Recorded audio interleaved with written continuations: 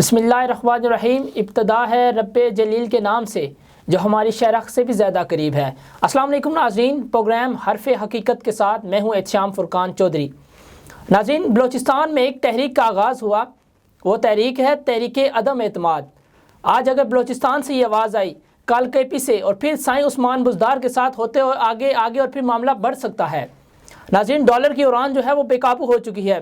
مہنگائی کا جن ڈے فرسٹ سے موجودہ حکومت کی مس مینجمنٹ کی وجہ سے قابو نہیں ہو رہی، تو میں زیادہ گہرائی پہ نہیں جاؤں گا کیونکہ ایک طرف کنواں اور ایک طرف کھائیا۔ خیر، اب ڈیسائیڈ تو گورنمنٹ کو ہی کرنا ہے۔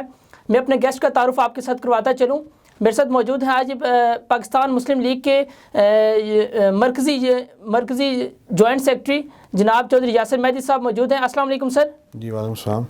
تو صاحب، مہنگائی کا جو جن ہے وہ گورنمنٹ سے قابو نہیں ہو رہا، کیا وجہ ہے؟ ڈے فرسٹ سے ہم دیکھ رہے ہیں کہ موجودہ حکومت جو ہے بالکل مس مینجمنٹ کی وجہ سے اپنی جو پالیسیز ہیں اس پہ پراپر جو عوام کو ڈلیور نہیں کر سکتی، تو کیا کہنا چاہیں گے آپ موجودہ حکومت کے حوالے سے؟ چوہدری صاحب، جو آپ نے مہنگائی کی بات کی ہے، تو یہ جو تبدیلی سرکار ہے، تو جب یہ یہاں دھرنے کے لیے آئے تھے تو کنٹینر کے اوپر یہ تبدیلی سرکار جو پچھلی گورنمنٹ تھی اس کو مہنگائی کی اس کے اوپر تنقید کیا کرتے تھے۔ تو یہ تھا کہ آ کے کہتے تھے کہ میرے پاس ایک ایسی ٹیم ہے جو یہ سالوں میں نہیں دنوں میں اس ملک کو تبدیل کر دے گی، اس کا نقشہ تبدیل کر دے گی، اس کے اندر جو مہنگائی کی بڑھتی ہوئی سطح ہے اس کو کم کر دے گی۔ تو موجودہ گورنمنٹ جو ہے اس کے جو لوگ ہیں وہ ان کی جو 3.5 سال کے اندر جو کارکردگی سامنے آئی ہے وہ یہ ہے کہ مہنگائی اس طرح بڑھ چکی ہے کہ آج ہر طبقہ جو ہے وہ ایک ریڈی والے سے لے کے فیکٹری والے تک اس کی چیخیں نکلی ہوئی ہیں۔ اور ایک کوئی بھی مہنگائی، جو وزیر اعظم صاحب نے کہا تھا کہ آتے ہی کہ آپ نے گھبرانا نہیں ہے، تو تبدیلی سرکار نے یہ ثابت کر دیا ہے کہ میں مہنگائی سے لوگوں کو اتنا کر دوں گا کہ وہ ان کی چیخیں نکلیں گی اور وہ گھبرائیں گے۔ اور جب عوام گھبرانا شروع کر دی ہے تو تبدیلی سرکار یہ کہتی ہے کہ جو ہے سکون جو ہے وہ قبر کے اندر ہوگا۔ سر، قطع کلامی کے لیے معذرت چاہوں گا، وہ یہی کہتے ہیں کہ ہمیں یہ وراثت میں ملی ہے، آپ اس چیز کو ایکسیپٹ کریں، یہ آپ کی گورنمنٹ یا پیپلز پارٹی کی گورنمنٹ گئی ہے تو آپ نے لوگوں کو بھی ڈلیور نہیں کیا ہے، جس کی وجہ سے وہ یہ چیز کہہ رہے ہیں ہمیں وراثت میں ملی ہے۔ ان کو وراثت میں مہنگائی ملی ہے، ان وراثت میں ڈالر کی قیمت دیکھ لیں آپ کہاں تھی، اور پٹرول کی قیمت وراثت میں جو پہلے تھی وہ کہاں تھی، بجلی کی قیمت کہاں تھی وراثت میں۔ ان کو جب ابھی یہ کہتے ہیں کہ آرٹیفیشل طریقے سے انہوں نے مہنگائی کو کنٹرول کیا ہوا تھا، تو ہم یہ کہتے ہیں کہ اگر ہماری گورنمنٹ نے آرٹیفیشل طریقے سے ڈالر کی قیمت کو کنٹرول کیا ہوا تھا، مہنگائی کو کنٹرول کیا تھا، تو یہ بھی کوئی ایسا جن نکالیں جو ان کے پاس جو پڑھے لکھے لوگوں کی ٹیم تھی، جو ان کی جو تجربہ کار ٹیم تھی، وہ باہر نکلیں اور وہ آرٹیفیشل طریقے سے ابھی بھی ڈالر کی قیمت کو روک لیں، ابھی مہنگائی کے جن کو ہے وہ بوتل کے اندر بند کر لیں۔ ہم نے تو مہنگائی کے جن کو بوتل کے اندر بند کیا ہوا تھا، اور یہ جو گورنمنٹ ہے اس نے جو مہنگائی کے جن کو بوتل سے باہر نکالا ہے، تو اب یہ کریں نا۔ یہ تو اس جو گورنمنٹ ہے ان 3 سالوں میں انہوں نے تو جو بھی بات ہوئی ہے وہ پچھلی حکومت کا یہ ہے کہ ہر بلیم، ہر بات، ہر جو تنقید ہے وہ پچھلے پہ ڈال دیا ہے۔ ہم چلے شروع میں آئے تھے، یہ شروع کے پہلے سال کچھ جو بات کرتے رہے تو شاید عوام کو اور لوگوں کو یہ بات سمجھ میں آتی تھی کہ پچھلے جانے والی جو گورنمنٹ ہے، چاہے پیپل پارٹی کی ہے، مسلم لیگ کی ہے، اس کا کوئی قصور ہوگا۔ اب تو 3.5 سال گزر گئے ہیں۔ اگر 3.5 سالوں میں اب جو کچھ ہو رہا ہے وہ ان کا ہو رہا ہے، اگر یہ الزام تراشی کر کے جھوٹ بول کے یہ کہیں گے تو عوام اس ملک کی اتنی پاگل نہیں ہے، اتنی معصوم نہیں ہے کہ جس طرح یہ عوام کو بیوقوف سمجھتے ہیں، اصل میں یہ خود بیوقوف ہیں، یہ عوام کو بیوقوف بناتے ہیں اور عوام کو بیوقوف سمجھتے ہیں۔ سر، بیوقوف کی ادھر آپ دیکھیں کے پی میں اس ٹائم جو صحت کارڈ دیا جا رہے ہیں، اس کے بعد آپ پنجاب میں بھی یہ لانچ ہو گیا پروگرام، تو دیکھیں گورنمنٹ کی جو ذمہ داری ہوتی ہے وہ صحت اور تعلیم کا تو میں نہیں کہہ سکتا، لیکن صحت کے جو مواقع ہیں وہ کافی بہتر نظر آ رہے ہیں۔ آپ کیا کہنا چاہیں گے؟ نہیں، آپ نے جو تعلیم کی بات کی ہے وہ تعلیم کی بات یہ دیکھ لیں کہ پچھلے کرونا سے جب سے آج تک جو اسکولوں کی حالت ہے، وہ ایک تو اسکولوں کے بچے گھر میں بیٹھے ہوئے ہیں اور آن لائن کلاسز ہو رہی ہیں، اور آن لائن کلاسز ہونے کے بعد اب یہ دیکھ لیں کہ 1100 میٹرک کا رزلٹ آیا ہے اور 1100 کے 1100 آن لائن کے بچوں نے نمبر لیے ہیں اور ویل ڈن کی پوزیشن آ رہی ہے، تو یہ تعلیم کی پوزیشن کہاں رہے گی؟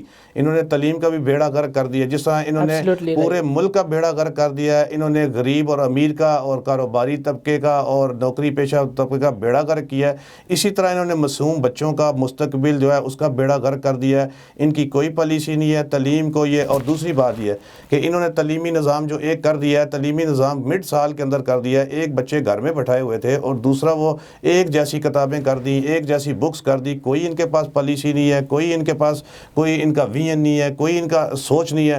باقی رہے گی صحت کی بات، تو صحت میں کہاں آپ کے پی کے کی آپ بات کر رہے ہیں؟ کے پی کے میں جو صحت کا ہے، کے پی کے والے لوگ آج بھی جو علاج کروانے کے لیے وہ اسلام آباد آ رہے ہیں، اور کشمیر والے لوگ آج بھی علاج کرانے کے لیے اسلام آباد آ رہے ہیں، اور یہ جو ہمارے پنجاب، یہ جو گجرات، لالا موسیٰ، منڈی باولدین، اس کے لوگ آج بھی جو ہے وہ علاج کرانے کے لیے اسلام آباد آ رہے ہیں، اور اسلام آباد کے اندر جو ہے وہ پرائیویٹ ہاسپٹلوں کے اندر وہ لاکھوں اور کروڑوں کی فیسیں دے کے اپنا علاج کروا رہے ہیں۔ کب کہاں مجھے تو کوئی نظر نہیں آیا۔ اگر آپ کو نظر آیا ہے، آپ کی آنکھیں کھلی ہیں، تو ہماری آنکھیں کھول دیں کہ ملک کے اندر کہاں کوئی ہاسپٹل جو ہے وہ انہوں نے کوئی اپ گریڈ کیا ہے، کہاں انہوں نے نیا کوئی ہاسپٹل بنایا ہے، کہاں کوئی نیا پروجیکٹ کیا ہے۔ وہ بڑا مجھے نظر، یعنی اسلام آباد سے لاہور کی طرف یہ جو بیچ والا ایریا ہے، اس میں اندر مجھے بتا دیں۔ سر آپ کی تنقید جو اسی طرح 3 سال سے جاری ہے، لیکن میں اب تھوڑا آپ کی طرف آؤں گا کہ میں نے انٹرو میں بھی آپ کو یہ نہیں کہا کہ آپ مسلم لیگ کون سی مسلم لیگ کا حصہ ہیں۔ سب سے پہلے مجھے یہ بتائیں کہ آپ مسلم لیگ نون کا حصہ ہیں یا مسلم لیگ شین کا حصہ ہیں؟ جو صاحب مجھے یہ بتائیں نون اور شین ہے کہاں پہ؟ مسلم لیگ ایک ہی ہے جو مسلم، جس کے جو قائد ہیں وہ میاں محمد نواز شریف صاحب ہیں۔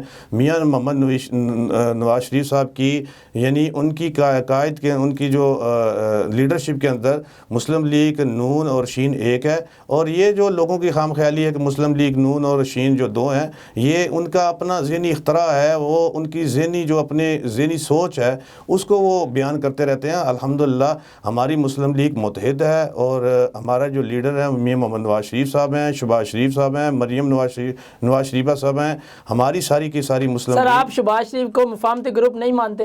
ٹھیک ہے، بات یہ ہے کہ سیاست کے اندر جو ہے وہ ڈائلاگ چلتے ہیں، بات چیت چلتی ہے، اس میں تو کوئی بھی بندہ کرتا نہیں ہے۔ مفاہمت جو ہے وہ اچھی بات کے اوپر، ملک کو آگے لے کے جانے کے اوپر، اچھی سوچ کے اوپر بات چیت ہو سکتی ہے، مگر بات چیت اصولوں کے اوپر ہوتی ہے نا۔ میاں محمد نواز شریف صاحب اور شہباز شریف صاحب اصول کے اوپر کھڑے ہیں، اور انشاءاللہ تعالیٰ وہ جمہوریت کے لیے جو کوشش کر رہے ہیں کہ اس ملک کے اندر جو ہے جمہوریت کی بالادستی ہو، پارلیمان کی بالادستی ہو، اس میں ووٹ کو عزت دی جائے، تو الحمدللہ وہ میاں صاحب اور میاں نواز شریف صاحب اور شہباز شریف صاحب اور مریم نواز شریف ایک پیج پہ ہیں۔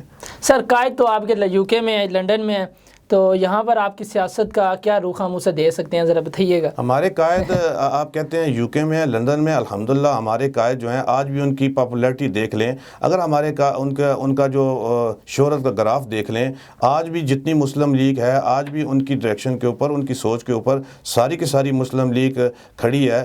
ہمارے اگر میاں صاحب ہمارے اگر یو کے اندر ہیں، تو پھر یہ تبدیلی سرکار کو ان کا ڈر کیسا ہے؟ یہ جو لوگ یہاں ہیں ابھی بھی ان کو یہاں گھبرائے ہوئے ہیں، ان کو پھر ڈر کیسا ہے، خوف کیسا ہے؟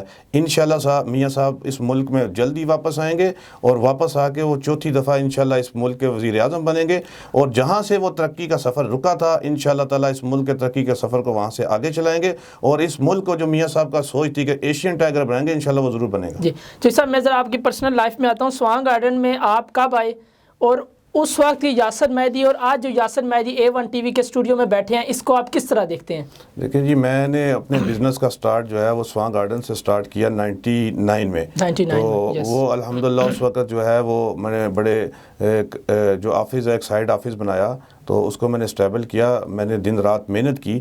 تو یہ جو ہمارا بزنس ہے یہ سوسائٹی، ہاؤسنگ سوسائٹی ہے، ہم نے اس کے اندر زمین کو ہم نے پرچیز کیا، اس کی زمین کی جو ہے ٹاؤن پلاننگ کرائی، اس کی ڈیولپمنٹ کی، اور لوگوں کو ہم نے یعنی اسلام آباد کے اندر ہم نے سستی رہائشیں دیں۔ الحمدللہ ہماری محنت کوشش سے سوانگ گارڈن کے اندر ہزاروں لوگ جو ہیں وہ آباد ہیں، اور زندگی کی تمام سہولیات کو انجوائے کر رہے ہیں، اور جو اس وقت کی ان کے انویسٹمنٹ انہوں نے چند ہزاروں میں یا چند لاکھوں میں کی، الحمدللہ اب وہ کروڑوں میں ہو چکی ہے.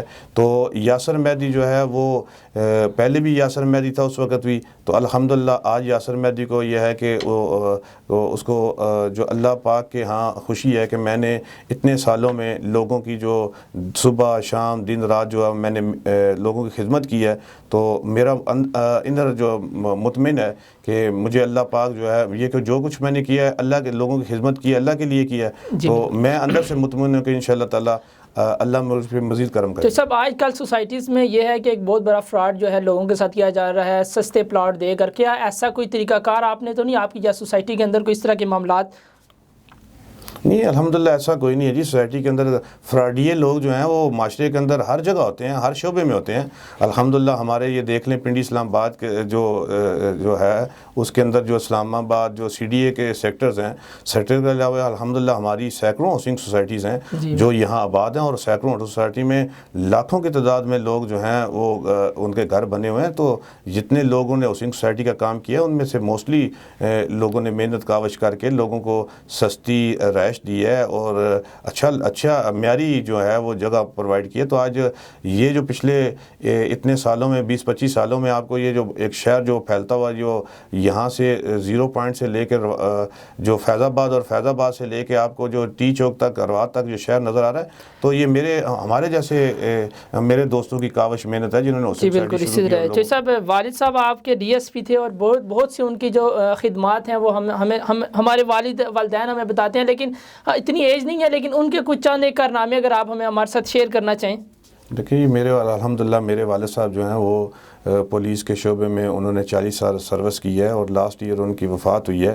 تو میرے والد صاحب نے جو اٹک سے لے کے جیلم تک کے تقریباً تمام جو پولیس اسٹیشن ہیں ان میں موسٹلی ایس ایچ اوز رہے ہیں, اور جس بھی وہ پولیس اسٹیشن میں رہے ہیں تو میرے والد صاحب نے میں نے جو بچپن سے اپنے والد صاحب کو دیکھا ہے تو وہ دیکھا ہے کہ میرے والد صاحب جس طرح آپ فلموں میں دیکھتے ہیں کہ ایک ایس ایچ او کسی علاقے کا ایس ایچ او لگتا ہے تو وہ کہتا ہے میرے ایریے میں یہاں جرم نہیں ہوگا, یا نہ یہاں جوئے کا اڈا چلے گا, نہ یہاں شراب کا اڈا چلے گا, نہ یہاں پہ کوئی بدکاری کا اڈا چلے گا, نہ یہاں کرائم ہوگا. تو میرے والد صاحب الحمدللہ انہوں نے یہ ڈیلیور کر کے دکھایا ہے. وہ فلمی سین نہیں تھا, انہوں نے تو 40 سال میں عمل کر کے دکھایا. جی عابر رضا صاحب کے ساتھ آپ کا کیا تعلق ہے, یہ میں ایک بریک کے بعد آپ سے آگے پوچھوں گا. Stay with us. Welcome back ناظرین. بریک سے پہلے سر میں نے آپ سے پوچھا تھا چودھری عابد رضا کے ساتھ آپ کا کیا تعلق ہے, جی بتائیے گا ہمیں. جی ایسے ہے کہ چودھری عابد رضا صاحب جو ہیں وہ میرے بڑے بھائی ہیں, میرے لیے بڑے قابل احترام ہیں. میں اپنے والد صاحب کے بعد جو ہے نا وہ اگر احترام کرتا ہوں تو اپنا بڑا کسی کو سمجھتا ہوں تو وہ چودھری عابد رضا صاحب ہیں. ایک تو وہ میرے فرسٹ کزن ہیں, دوسرا فرسٹ کزن ہونے کے ساتھ وہ جو ہے وہ میرے بیسٹ فرینڈ بھی ہیں. صحیح. اور بیسٹ فرینڈ بھی ہیں, پھر الحمدللہ وہ پالیٹیشین ہیں, ایم این اے ہیں. جی بالکل. تو میں ان کی لائف سے بڑا متاثر ہوں. میں نے میری 45 ایئر ایج ہو گئی ہے, وہ 2-4 سال مجھ سے بڑے ہیں, اور دوستی ہونے کے ناطے بھی میں نے آج تک چودھری عابد رضا جیسا کوئی بھی سیاستدان آج تک نہیں دیکھا, اور بھی کوئی بھی کمیٹڈ انسان نہیں دیکھا.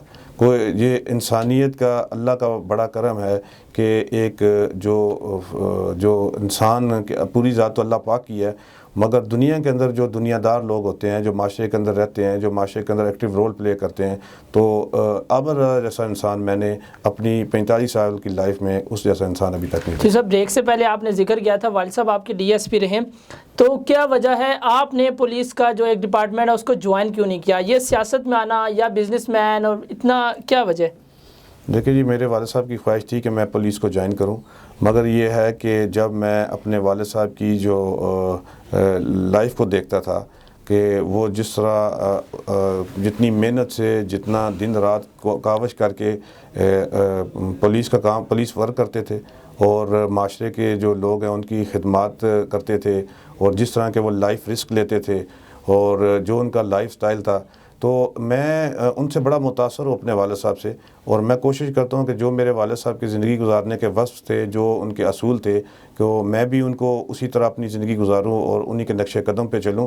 میں نے پولیس اس لیے جان کی کہ ایک جو مجھے تھا کہ میرے والد صاحب اتنی محنت کوشش کرتے تھے, نہ ان کو کوئی دن کا پتہ ہوتا تھا، نہ رات کا پتہ، نہ کچھ سونے کی ان کی ترتیب تھی، نہ جاگنے کی سر اس وجہ سے تو نہیں کہیں آپ ڈر گئے ہیں کوئی ایسے معاملات؟ بات یہ تھا کہ نہ کوئی عید تھی، نہ شبرات تھی، نہ کوئی خوشی تھا، نہ غم تھا. وہ صرف ایک ہی تھا کہ صبح شام جو ہے وہ 24 گھنٹے پولیس سروس جو ہے نا اس کا کام جو ہے وہ 24 گھنٹے کا ہے، نہ کچھ 24 گھنٹے 24 آور ہے اور 365 دن ہیں اور صبح شام ہے. تو ان کا پھر بھی جو لوگوں کا معاشرے کے اندر جو پولیس کے شعبے کے اوپر جو تنقید ہے، جو لوگوں کا اس کا جو ان کے بارے میں سوچ کا انداز ہے، تو میں ذرا اس وجہ سے پولیس میں نہیں گیا. الحمدللہ اس کے بعد تو میں نے جو دیکھا ہے جتنا تو پولیس والے کام کرتے ہیں، معاشرے کی خدمت کرتے ہیں، کسی دوسرے شعبے میں نے اتنی خدمت کرتے ہوئے نہیں دیکھا. جی بالکل اسی طرح. جی صاحب سب سے پہلے تو مجھے بتائیں ان فیوچر اگر آپ کو کوئی ایم پی اے یا ایم این اے کی آفر ہوتی ہے تو کیا آپ اس کو ایکسیپٹ کریں گے؟ دیکھیں چوہی صاحب بات یہ ہے کہ میں ایک پولیٹیکل ورکر ہوں. میں پولیٹیکل ورکر اور پولیٹیکل ورکر جو ہے وہ کوشش کرتا ہے، محنت کرتا ہے، وہ اپنے ارد گرد معاشرے کے اندر جو ایکٹیو رول پلے کرتا ہے اور لوگوں کی خدمت کرتا ہے.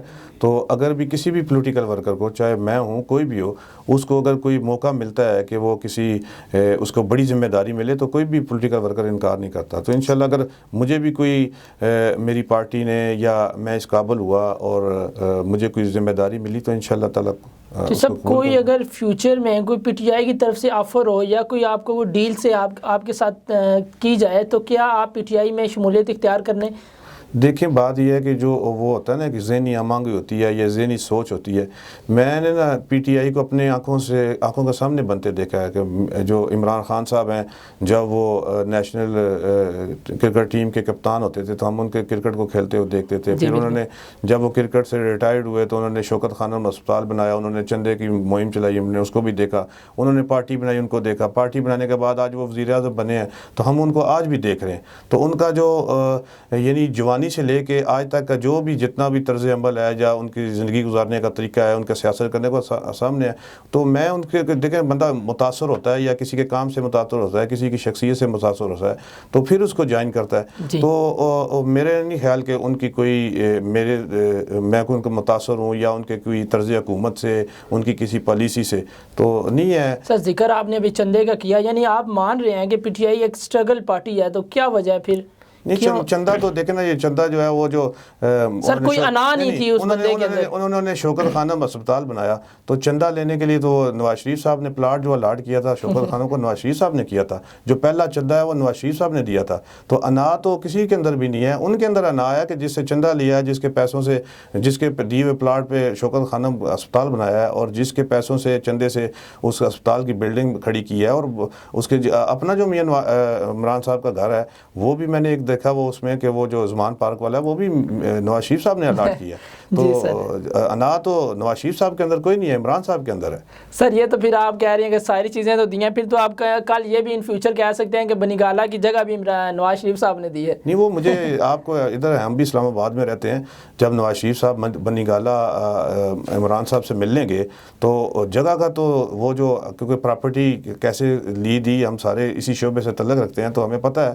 ہاں یہ ضرور ہے کہ جو بنی گالہ کو راستہ جا رہا ہے وہ میاں نواز شریف صاحب نے جو سڑک جاری ہے، جس طرح میاں نواز شریف صاحب نے پورے ملک کے اندر جو ہے وہ موٹر ویز کا، سی پیک کا، سڑکوں کا جال بچایا ہے. بنی گالہ جو عمران صاحب کے گھر کو جو راستہ جا رہا ہے وہ بھی میاں نواز شریف نے بنایا ہے. سر کل جو ہے ملک گیر احتجاج کیا جا رہا ہے تحریک لبائی کی طرف سے، تو کیا وجہ؟ آپ بڑے خاموش ہیں، مطمئن ہیں، یعنی آپ کو کسی قسم کا ڈر نہیں ہے یا کیا وجہ ہے؟ باہر کیوں نہیں نکل رہے؟